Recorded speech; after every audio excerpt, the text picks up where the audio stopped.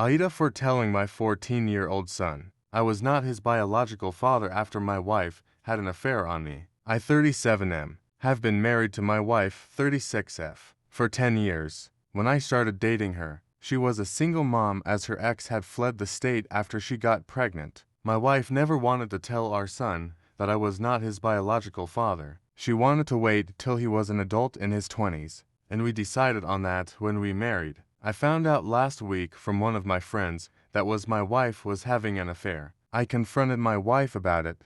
She initially denied it, but after I told her I had physical proof I lied, she admitted to it. I asked her how long, and she said a few months. I then immediately went to my son and told him everything. I also told him I was not his biological father, that my wife has a tendency to go for these terrible men, and I made a mistake marrying her. My son was shocked and asked my wife if what I said was the truth. My wife said yes. My son then came over and hugged me and was crying, and I told him I will always consider him my son. I am now looking for a divorce lawyer, and my son has completely ignored his mom over the past week. She has tried to communicate with him many times, but he has ignored her every time. To be honest, I think it will really help me in the custody arrangements during the divorce, as my son's preference will be taken into account. My son just wants nothing to do with his mom right now. However, I do sometimes feel a bit guilty about it, but I then remember that I am the one who is the victim.